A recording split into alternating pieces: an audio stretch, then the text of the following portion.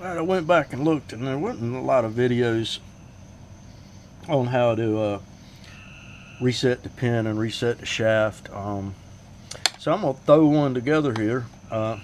First thing I like to do is, number one, figure out what club you got and mark it on a piece of tape. In this case, it's a 3. So one thing I'm going to do is I'm going to put a 3. Alright, the other thing I like to do is I like to go to the back of the club, and it don't matter where it is, just on the back, and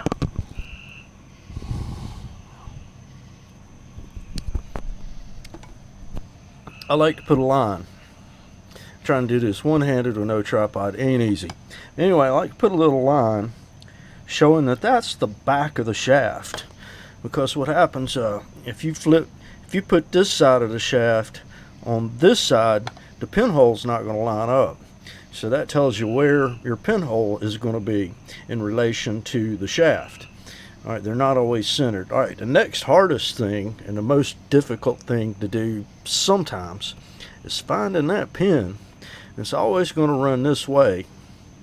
It's never going to run any direction other than that, and it could vary slightly on how far down it is, within maybe 1/4 of an inch, I'm guessing. And in this case, it is kind of a brass colored.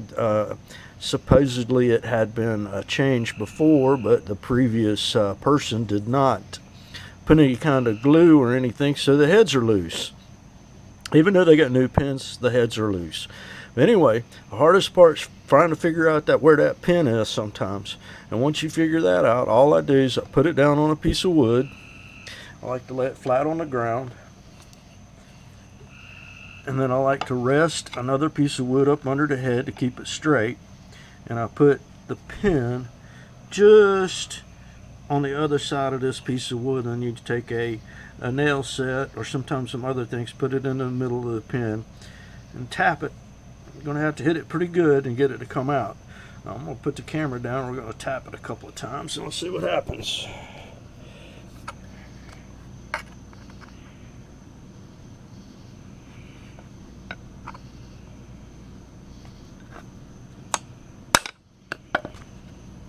It's starting to go down a little bit.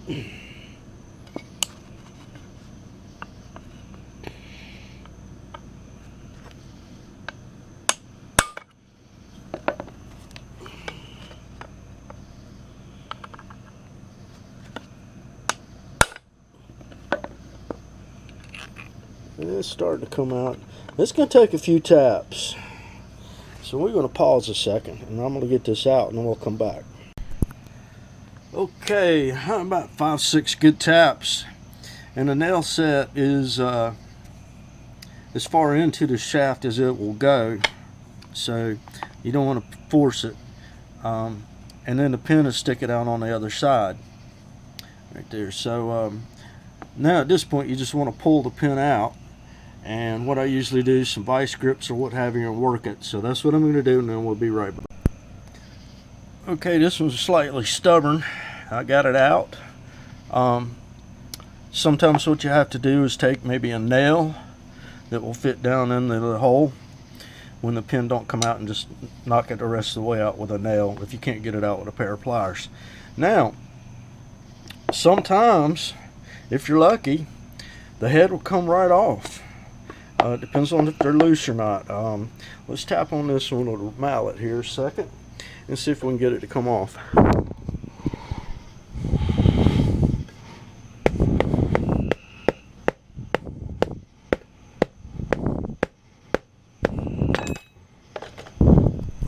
Alright,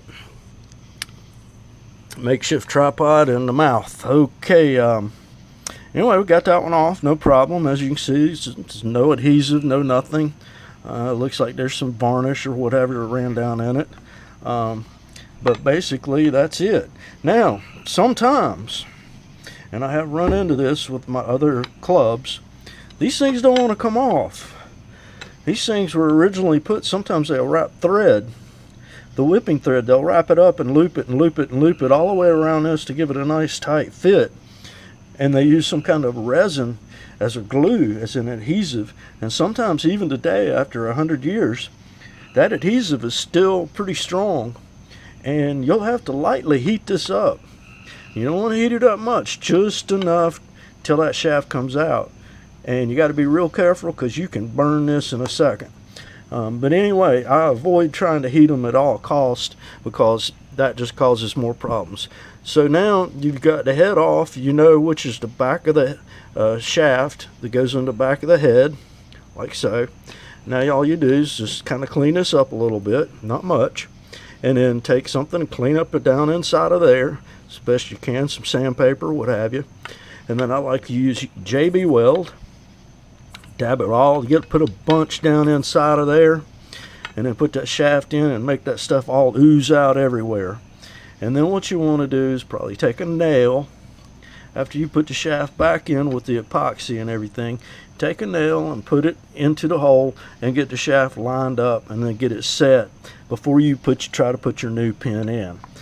After that, all you gotta do is let the glue dry and cut the pin off and sand it smooth and put a new grip on it, and you're ready to play some golf.